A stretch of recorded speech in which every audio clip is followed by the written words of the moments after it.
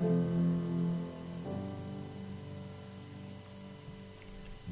right, good morning, everyone.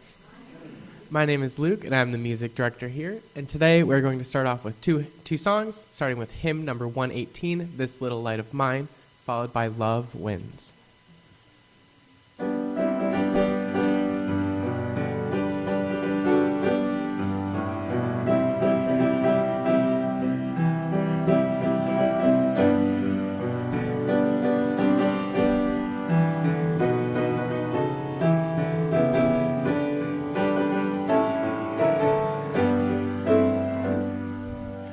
This little light of mine, I'm gonna let it shine. This little light of mine, I'm gonna let it shine.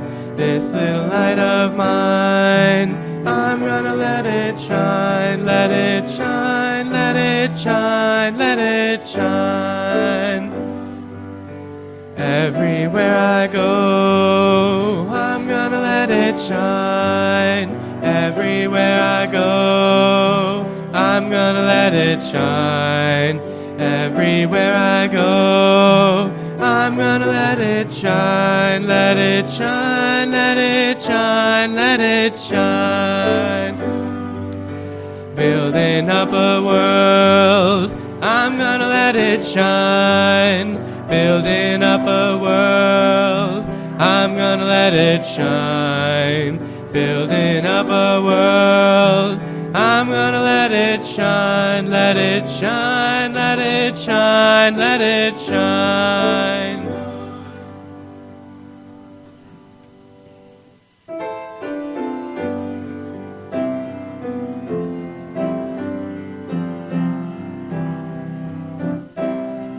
You might win a battle, you could win a race, you could outrun your rivals,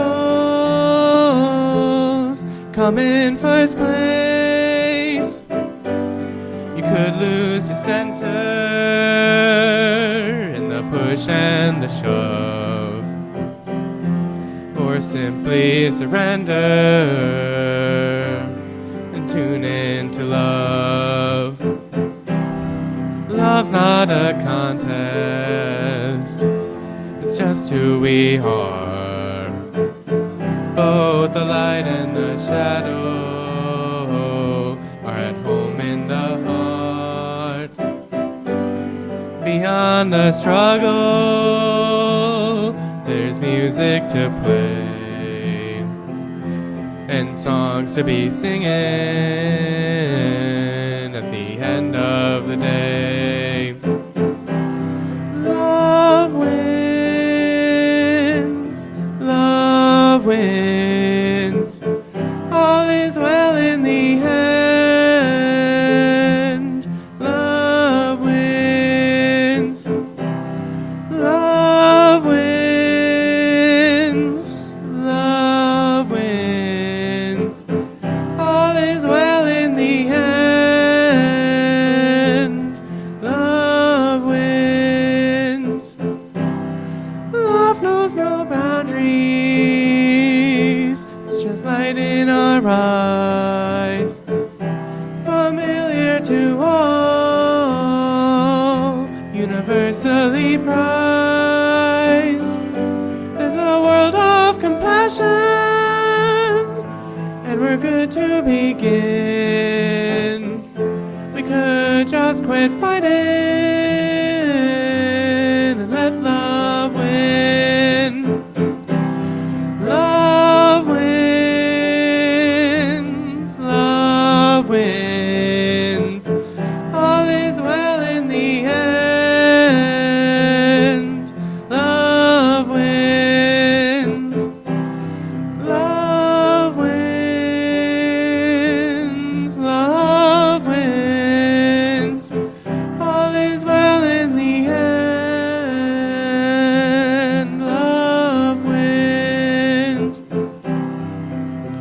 When we're up against too much to ask, when we lose our resistance at last, and we realize love's got our back, love wins.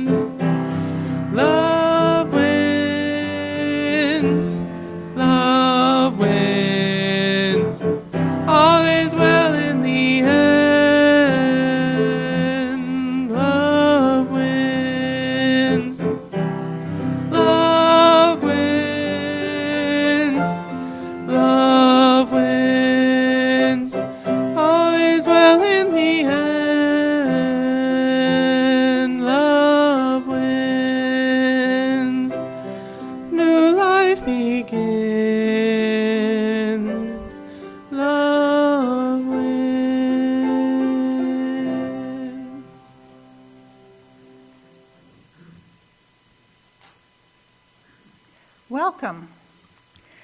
And good morning. And welcome to UUCC.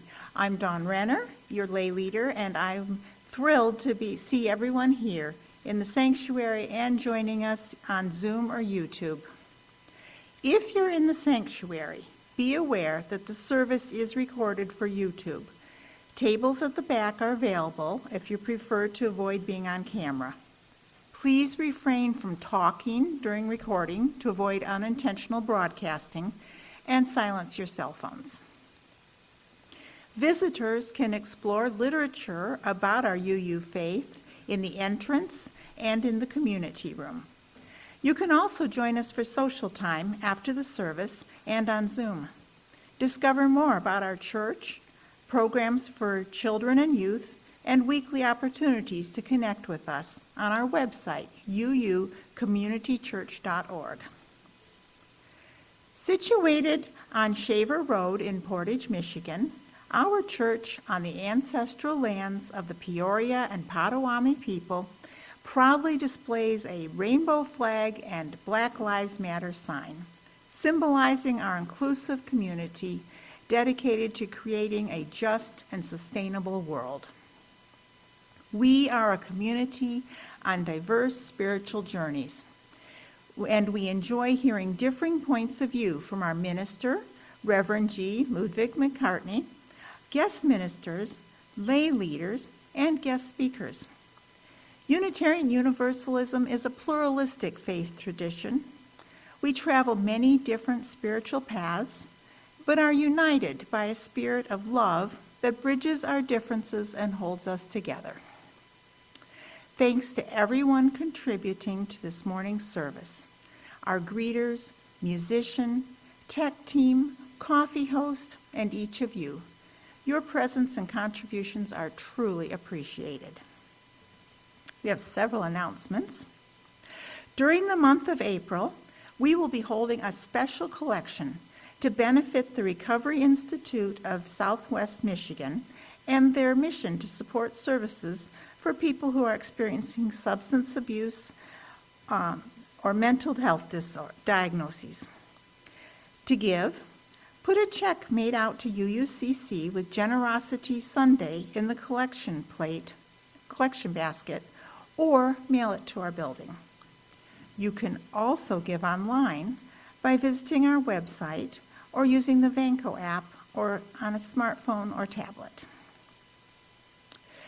UUCC will be hosting an Open Doors Community Dinner on Sunday, April 13th at 6 p.m. at Trinity Lutheran Church in Kalamazoo to support folks experiencing housing insecurity in our community. If you can help by donating food, gift cards, or by volunteering to serve, please talk to Regina Nelson today.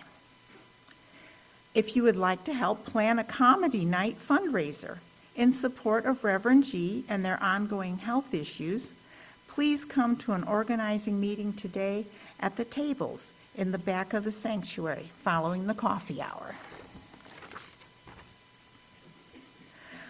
The Michigan UU Social Justice Network is calling on Unitarian Universalists from all over the state to join them for a legislative advocacy day on Wednesday, April 23rd in Lansing.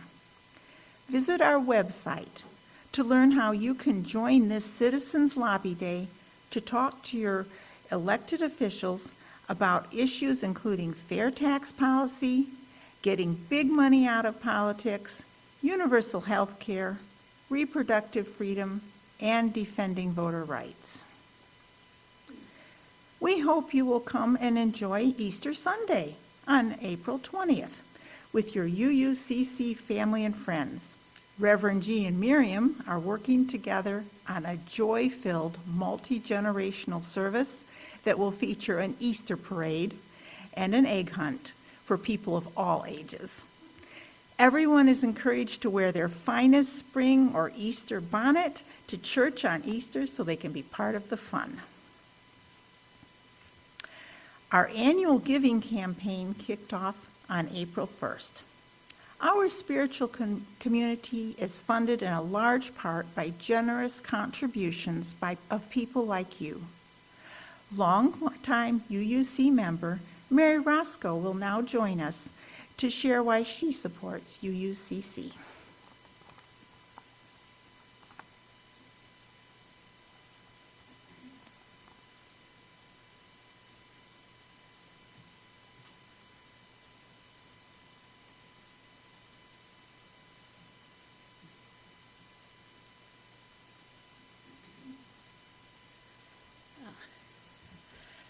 Good morning, everyone. Thank you for this opportunity. I thought I had a few minutes to sit and really center myself. I thought my friend over here was going to lead a meditation before me, so I feel a little bit disturbed. Thank you for both those songs this morning. They're excellent for having the opportunity to tell you why I love this community. I love this community because it teaches us, it accepts us, and it encourages us to be the best that we can. Since I have been here, I've had the opportunity to share my passion around social justice, especially women's issues. I've been able to have a seminar where we had a group of people come in and talk to us about children being taken from their homes. We've talked about women's abuse and what you can do to help protect yourself. We've had the sheriff come in and talk to us about scams and other things that were important to him. But one of the most important things, and I didn't know that I had this in my heart, was the desire to create and to give to this community from a very creative, artistic point of view, which is the theater. We created a small company called Open House Theater. They encouraged me, they gave me space. Some of the folks here have actually participated as the actors in our performances, and we have all had a wonderful time. This past Christmas, we had one that just electrified the audience, and they entertained us by being our cows and our deers. So these are things that a community, until you become part of it, until you open your own heart up to it, you don't know that kind of support is there. When I first came to this community, I was an individual of one who knew no one except for Nancy and Ron. And they kept saying, these people are wonderful, Mary. They get involved, they're energetic, they do this, they do that. And I thought, okay, that sounds like it's not a normal religious group. I'll check it out. So I finally found this nice little building here, and I came in, and it was in the summertime, and at that time, evidently they weren't having service. They had a nice little circle in the middle. I'm a circle person. I love them. We open up, we talk. So I come in, join. For the next 4 Sundays I come, and it's this great circle. Then August came, and I walked in the door, and I said, where'd the church go? What happened? Everybody was sitting in their favorite places. And I thought, no, I don't want church. And I wanted to run away. But there were Nancy and Ron saying, Mary, this is a wonderful place. Give us a chance. I stayed, I gave a chance, and I flowered here. Sometimes I know how to present myself well with others, sometimes I don't. Sometimes I make somebody uncomfortable, sometimes I open a door for someone. But the one thing that I've been able to do that I cherish is to hear the unique and wonderful stories that each and every one of you tell. And I have seen the light that shines in all of you, that brings it into my life and holds me up. And I only hope that as I'm here with you, I do the same for you. So again, I just have shared this because yesterday I got to see the light. I got to see everybody not hiding under the light, standing side by side from one end of Westnedge to the other, on both sides of Westnedge, singing and celebrating and being together and raising up in voices that said, we are one, and we will change it. That's what this church has always given me the strength to do. So thank you, each one of you here today, those on Zoom, those I don't even know who may be watching. Thank you for being the wind underneath my ambitions. Thank you.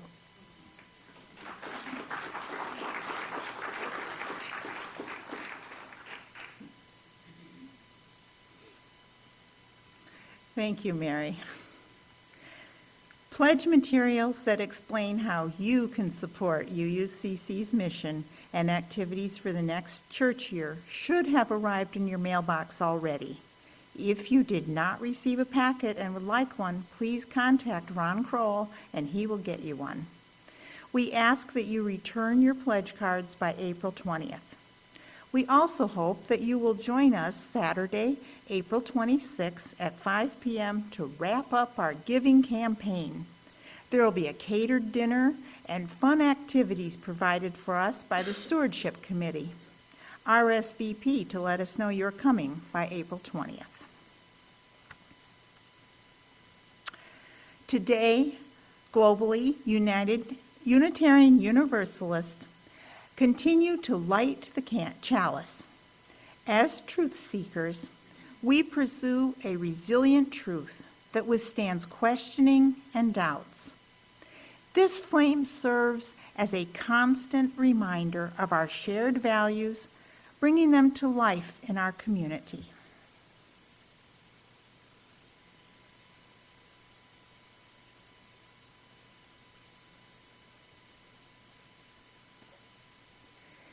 In the light of truth and the warmth of love, we gather to seek, to sustain, and to share.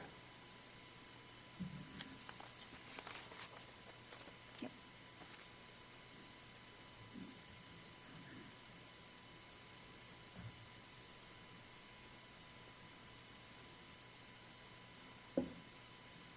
Good morning, everyone. I'm Eric Nelson, and I'll lead you in a brief meditation this morning. And I thought I would begin with a short reading by Rumi called The Guest House. You may be familiar with this one. This being human is a guest house. Every morning, a new arrival, a joy, a depression, a meanness, some momentary awareness comes as an unexpected visitor. Welcome and entertain them all, even if they're a crowd of sorrows who violently sweep your house empty of its furniture. Still, treat each guest honorably. He or she may be clearing you out for some new delight. The dark thought, the shame, the malice, meet them at the door laughing and invite them in. Be grateful for whoever comes, because each has been sent as a guide from beyond. So just to begin our practice today, just if you can have your eyes open. If they're open, maybe half closed to reduce distraction, or you can fully close your eyes if you'd like. And just tuning into sound for a moment now. And I always say the sound is kind of a reflection of what we do in our practice, that as we sit, we'll be watching the breath today primarily in the body. We may notice a distracting thought that comes into form, but if we don't grab onto it, it slowly fades and goes into stillness, just like the sound of the bell. So thoughts, emotions, sensations arise, and if we don't grab on or push them away, they tend to dissolve on their own accord quite quickly.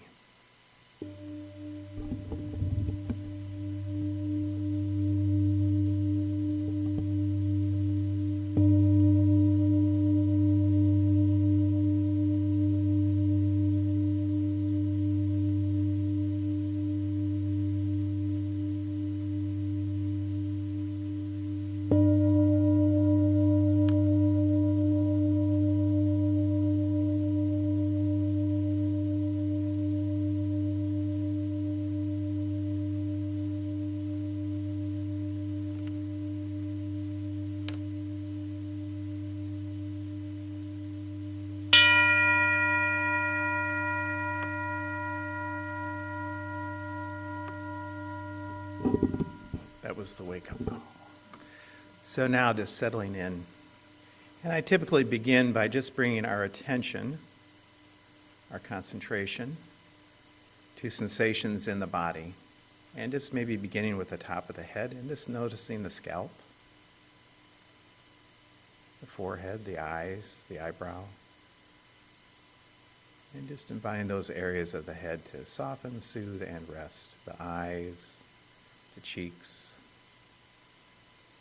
the jaw, the lips, the chin. Soften, soothe, and rest. Just letting go. Any subtle contractions in the face can just soften and dissolve. It's like a sleeping baby. No expression on the face at all, just soft. Inviting the jaw, the neck, shoulders, the arms and hands to soften, soothe, and rest. And just taking 3 or 4 slow, deep breaths now. And with each exhale, just allowing the body to deepen into its rest and relaxation.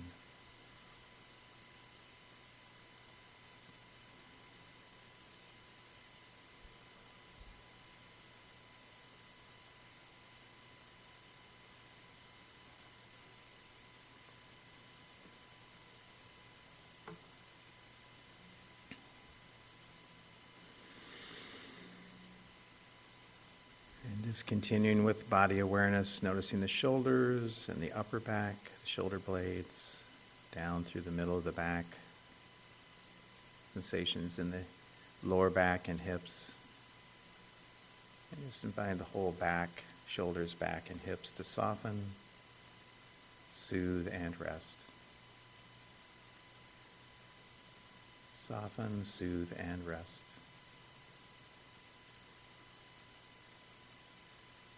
And as we deepen into this place of rest, the mind, the emotions can soften and settle.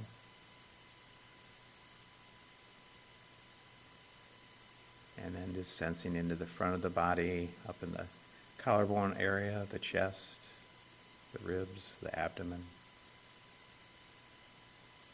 And just all the internal organs, the heart, the lungs, stomach, the bowels, soften, soothe, and rest.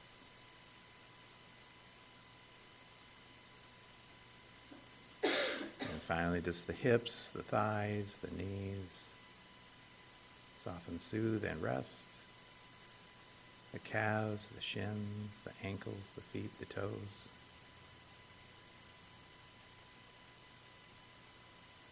Soften, soothe, and rest.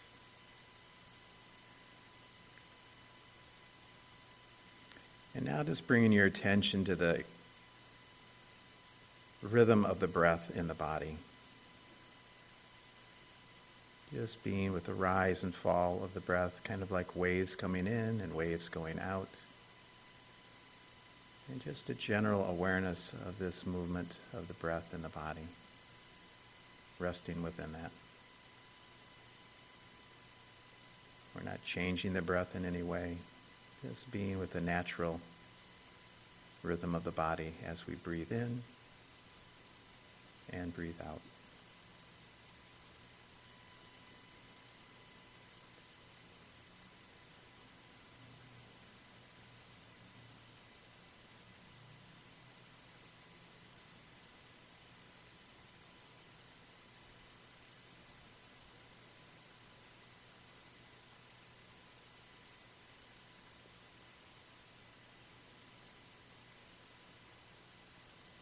And then just bringing the attention up into the chest area, and we'll conclude with our short loving kindness practice.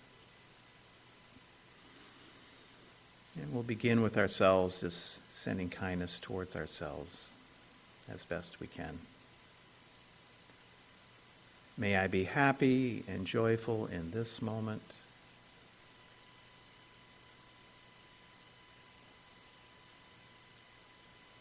May I be healthy in mind.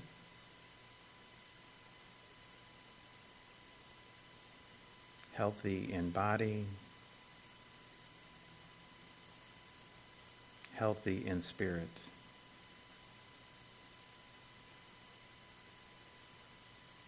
May I know inner peace in this moment,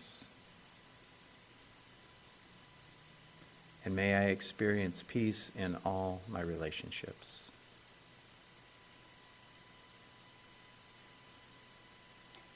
May I be free from suffering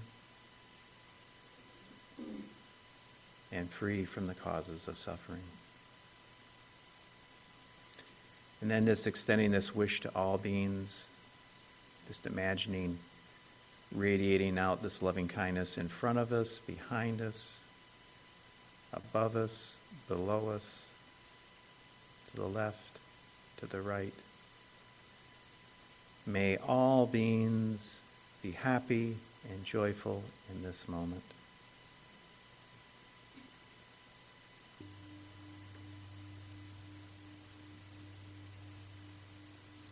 May all beings be healthy in mind, healthy in body, healthy in spirit.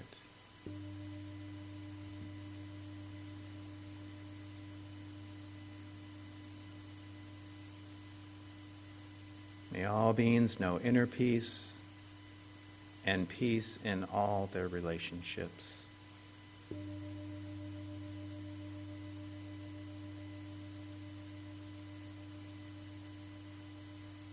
May all beings be free from suffering and free from the causes of suffering.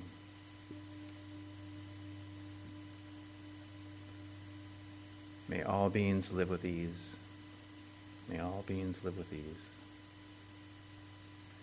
And then just coming back to the breath now, into the belly area, into the abdomen. Feeling the rise and fall of the abdomen. And just sending your energy down into the feet, into the earth, giving gratitude for this Mother Earth and all that she unconditionally gives to sustain our body, this human body made up of earth elements, of this Mother Earth body. And give thanks.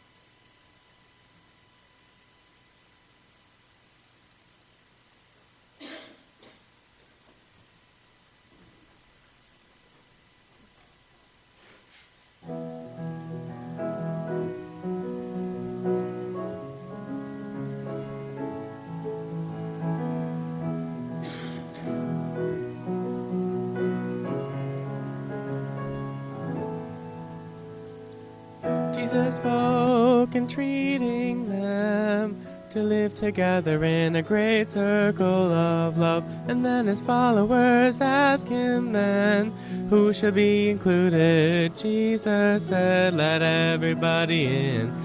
Everybody in, everybody into the circle, circle. Everybody, everybody, everybody, everybody, everybody into the circle, circle. Oligarchs and tyrants try to keep some in and everybody else inside, till revolution sweeps across the land and the people all stand and the common folks cry, let everybody in. Everybody in, everybody into the circle, circle. Everybody, everybody, everybody, everybody, everybody into the circle, circle. Sometimes a circle is a class or creed. Sometimes a circle is made of only men. Till Susan B. Anthony says, what about me? Let me in, let everybody in. Everybody in, everybody into the circle, circle. Everybody, everybody, everybody, everybody, everybody into the circle, circle. Sometimes a circle is a privileged thing, excluding people for the color of their skin, until the voice of Martin Luther King says, what about? Let them in, let everybody in. Everybody in, everybody into the circle, circle. Everybody, everybody, everybody, everybody, everybody into the circle, circle. gay and straight, rich and poor, whole and broken, open up that door.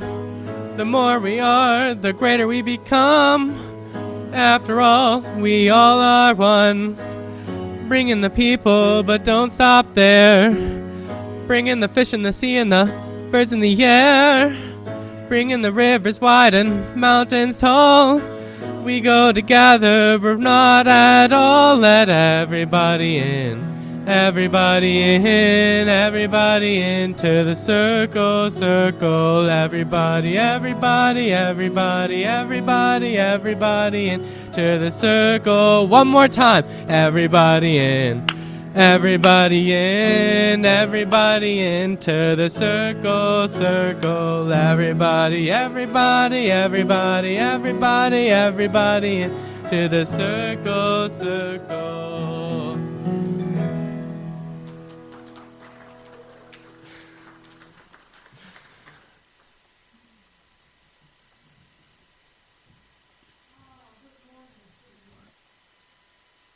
It's on now.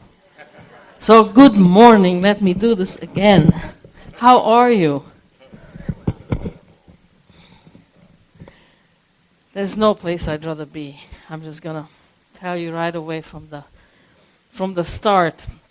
You might be wondering how I'm doing. So I'm doing much better. Thursday I turned the corner and I haven't had a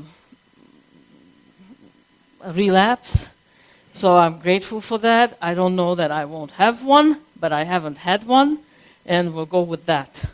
And I'm feeling better. Even my thinking is clearing up a little bit. So who knows? One of these days I may be a sharp thinker again. You'll never know. I don't know. But if it's true, I'll look forward to it. I'm thinking today. And as I was driving here today, I was thinking that there's no place I'd rather be. There's no place I'd rather drive to. And then yesterday I had a similar day. I was in this crowd on Westnedge, and I wasn't sure if I should go because, I'm still weak as a kitten, and not really myself. I've turned a corner for the good, but I'm far from well. And I didn't know if I should go, but I decided, you know what, I'm going. And as I was walking among the people, I thought, there's no place I'd rather be. And I am so glad I came here because I have been cooped up in my house for 3 weeks now.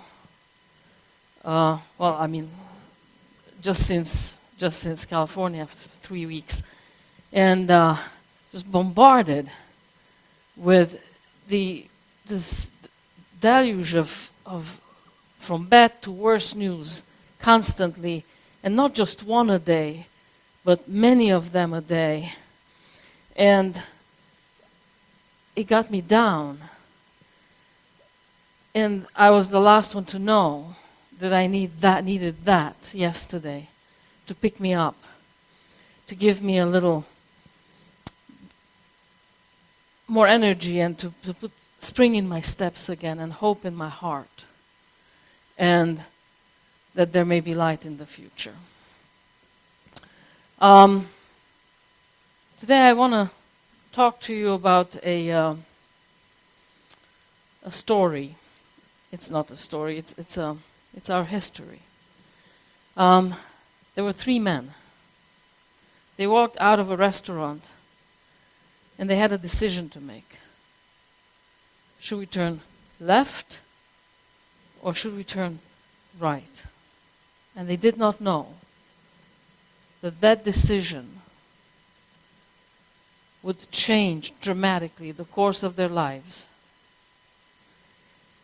And they did not know that it would reverberate through the world, and that even the President of the United States would respond to their decision.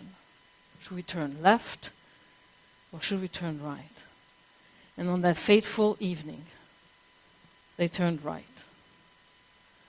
But let me take you back just a couple of days before this day. It is March 7, 1965. And it is Selma, Alabama. And the African Americans, I'm taking a drug that's causing this cough that I can't control, so I apologize for that.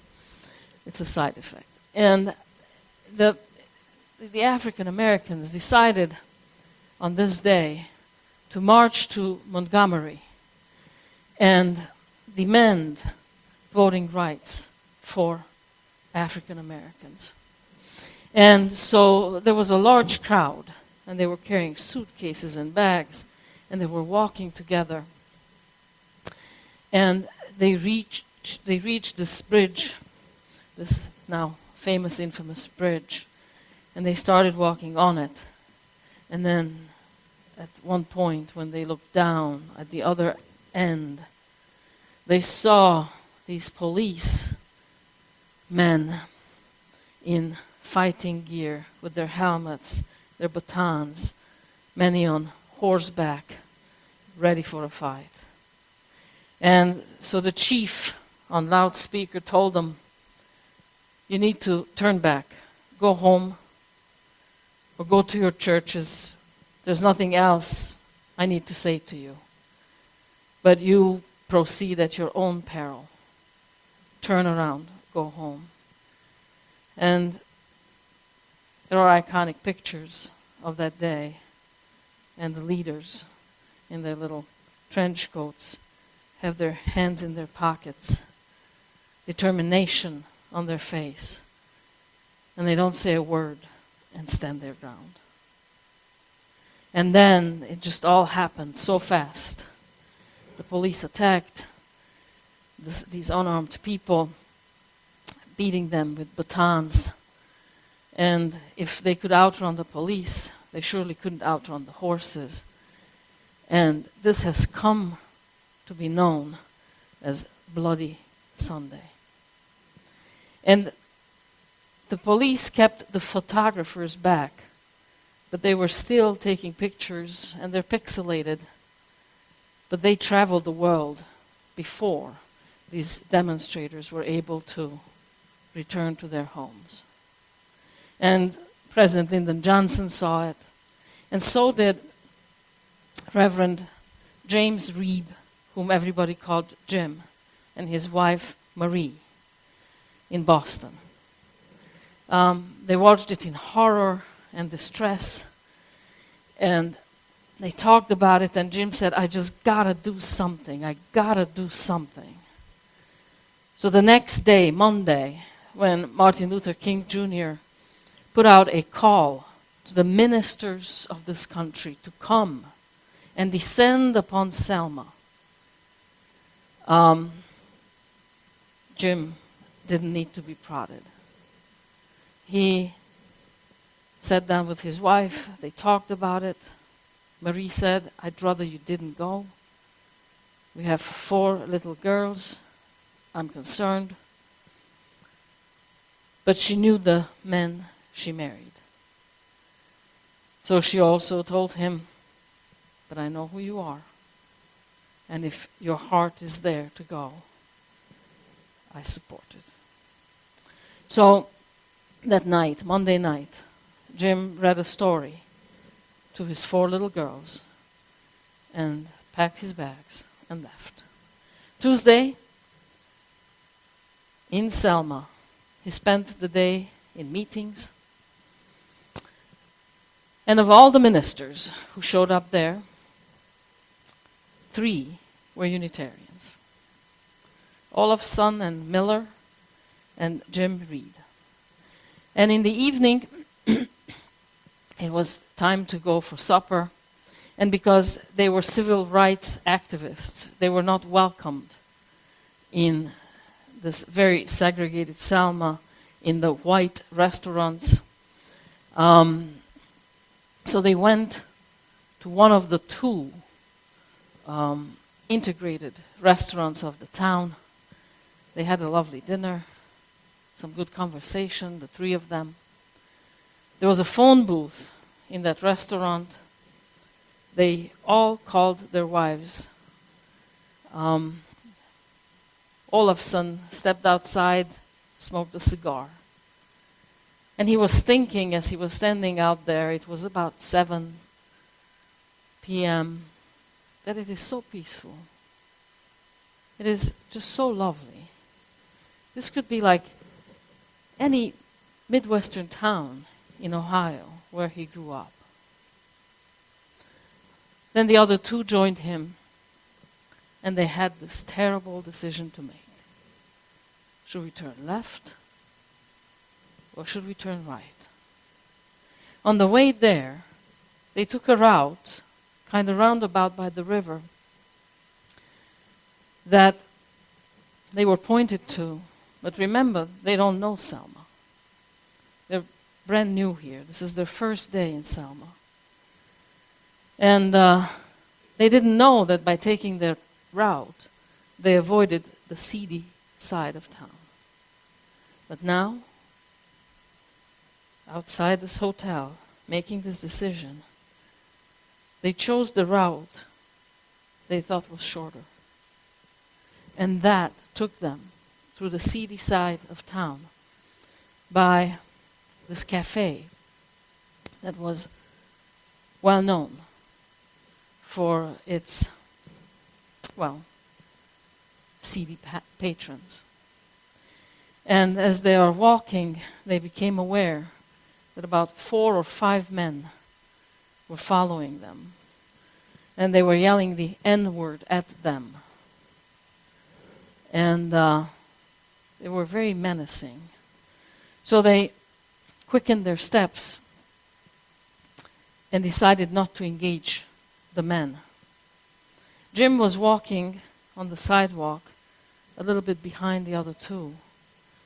And Olafson looked back and he realized that the men had caught up to them. And just then he saw, as one who had either a bat or a pipe in his hand, took a terribly hard swing at Jim's head. And he said that he could never forget the sound, the impact what his skull made. Jim immediately fell to the ground on his back. Then they jumped the other 2 ministers. They kept kicking and beating Jim. The other 2 balled up in defense on the ground. And then all of a sudden, they were just gone. It was over. And so Olafson and Miller got up. Jim couldn't. They helped him up. He was alive. Didn't make any sense. He wasn't coherent. And they decided to walk to this insurance agency, which was headquarters to the organizers, civil rights organizers. And they were told that if anything should happen, that's where they need to go. And so they're helping Jim, and as they walk along, Jim starts to make a little bit more sense, and all he can do is complain about this terrible, terrible headache. They reach the office, and there is a receptionist there. They ask her to put in a call to 911. Jim says he'll be fine, it's just this headache, it has to go away, he'll be fine. The others insist, no, you have to go, you need to be seen. And they take him to this place, which is not really a hospital, but that's all the blacks have available to them in Selma. It's this not well equipped little place where they can, patch up a little something, something. But no real medical help can be given to anybody. But blacks had nothing better available to them in Selma. So the doctor there immediately realizes that there is something wrong here and tells him Jim needs to be seen by the neurosurgeon. They call an ambulance. They load Jim in the ambulance. The other two are riding in the front. And about 2 miles out of town, they get a flat tire. They're trying to radio in for help, but it's not working. It's not getting through. And now a car just arrived. And then another car arrives, and they're surrounded by these white men who are menacing. And they're asking, hey, what's going on here? In a mean way, in a very frightening way. And the two ministers were thinking, what if this is a setup? What if we are going to end up like those 3 in Mississippi who were killed? What if we will be found somewhere in a ditch or at the bottom of a dirt mound or not found at all? And this is the end. And their instinct is to run, but there's Jim in the ambulance, by now unconscious. The doctor and the driver decide to ride back to town on the rim of the ambulance. And they go to a nearby radio station where they can call for help. Another ambulance arrives. A little over an hour has passed now. Martin Luther King Jr. is already on the waves, giving account to the nation about what just happened. He informs the nation before Jim Reeb gets to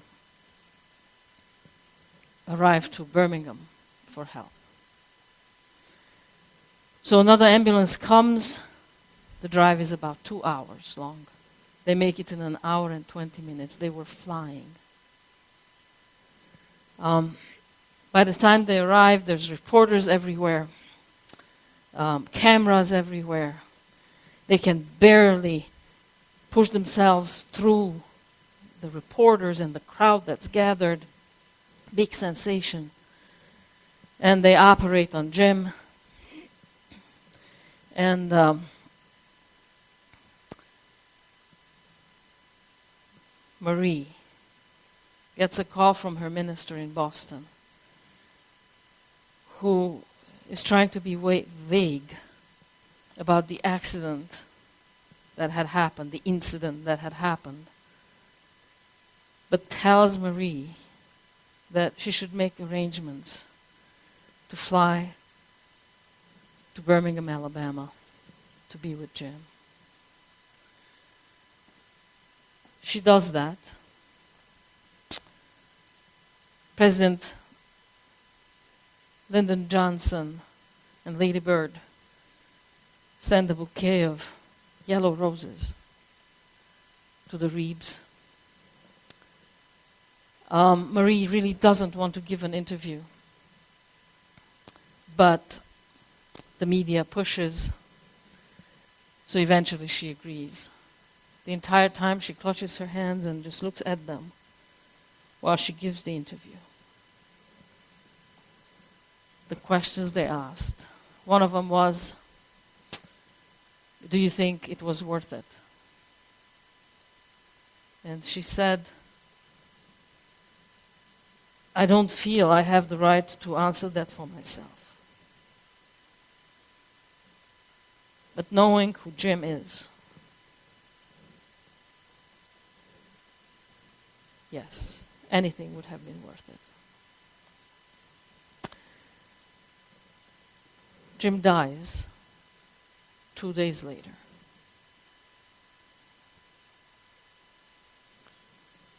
On the 15th of March, Lyndon Johnson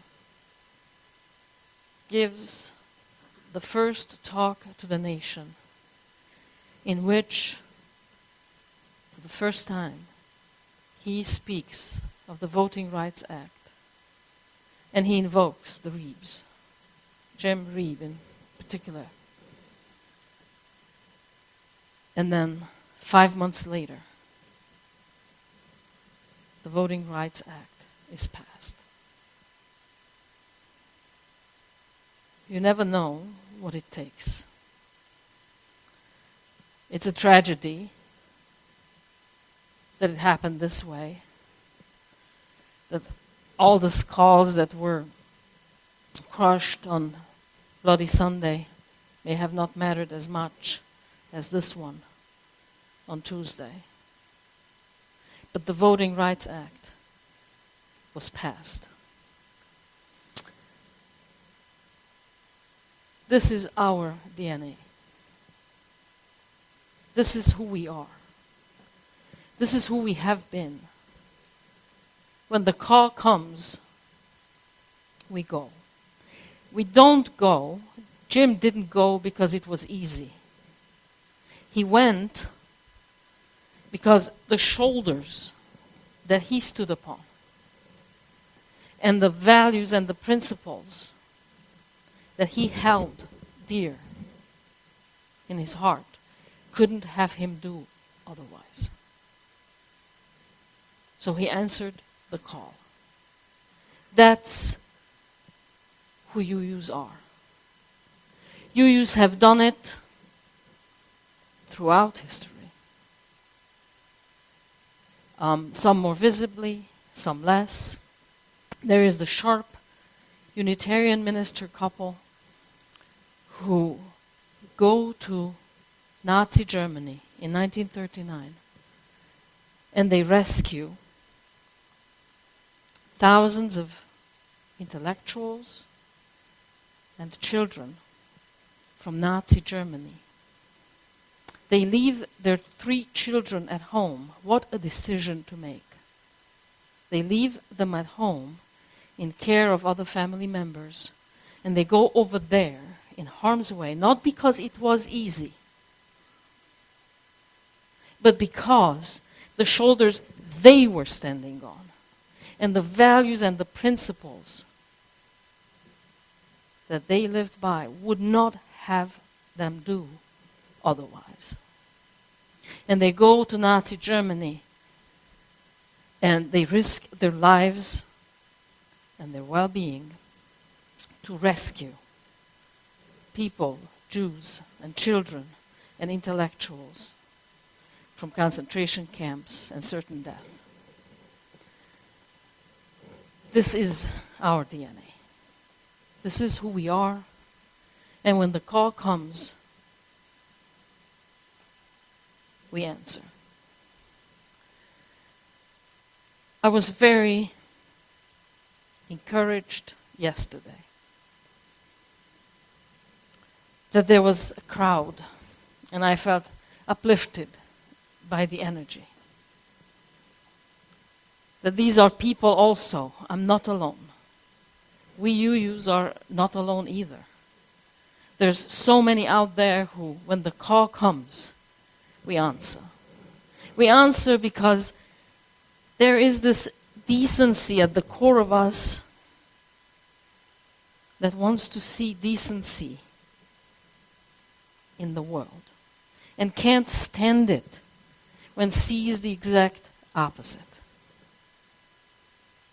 They can't stand it, the cruelty, that when the government admits that they mistakenly sent a father to El Salvador, to the concentration camp, they admit it. It was a mistake, and they refuse to do anything about it. What sort of government is that, and what sort of right do they still have to govern? So when people see this, because of their sense of decency and their values and their principles, they answer the call and there they go, outside. Now, I have predicted much of this. Not because I'm so smart, not because I can tell the future, but because I've not forgotten the past. I've lived through this. And the next thing that is coming is this. We will be called to choose between comfort and conscience. We will be called to choose between comfort and conscience. Now, sitting here today, not one of us has the slightest clue how we will respond when that happens. But it's coming. I promise you it's coming. And today, you can't know how you will respond when that call comes. There's one thing you can do, though. Sit with it. Visualize it. Prepare for it. Because if you don't, it's anybody's guess. If you do, there's a better chance that we might choose conscience over comfort.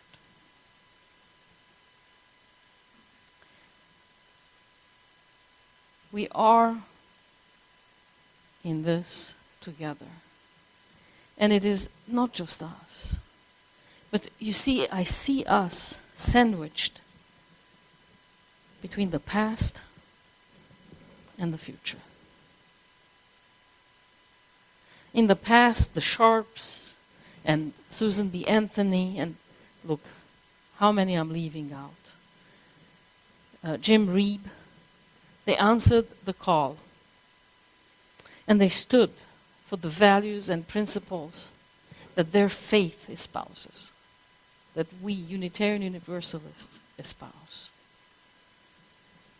That's the past, and here we are now at crossroads as well. These are consequential times, you know it. And the decisions we make today, there will be a future generation that will look back on us, and somebody from there will give a talk about us. And what will they say? Will they say they chose comfort over conscience, or the opposite? Will they say they restored decency, they defended democracy, they returned kindness and fairness into their world? Or will they say they remained silent and went with the flow? We are sandwiched between the past and the future, and it matters what we do today and how we do it. So when I say that we are in this together, I don't see it just as us, but I also see the great people whose shoulders we stand on, whose courage we draw inspiration from, whose convictions strengthen ours, so we may be able to give something to them, those who are to come, that is beautiful, that is right, that they can be proud of, that makes their life easier, kinder, more compassionate, decent, and possible in a democracy. So, we are in this together. And that's the good news. And together, we can do what we cannot do alone. And so it is.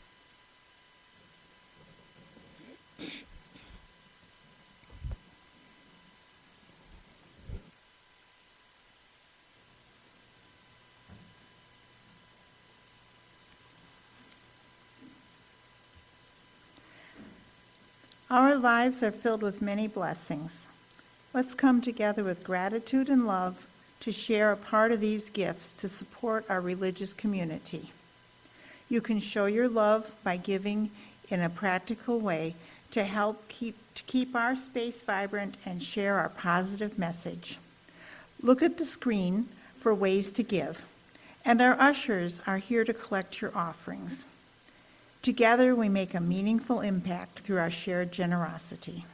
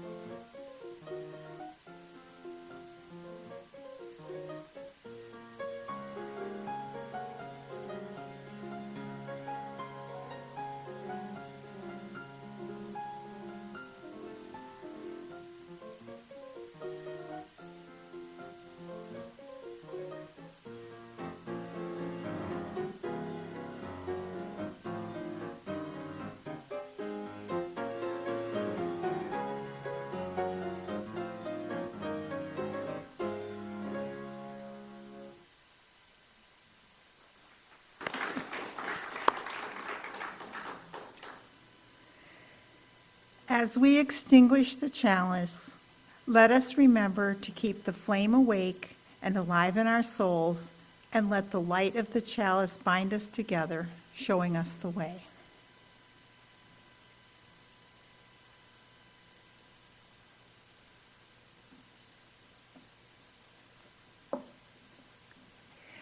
We extinguish this flame, but not the light of truth, the warmth of community, or the fire of commitment. These we carry in our hearts until we are together again.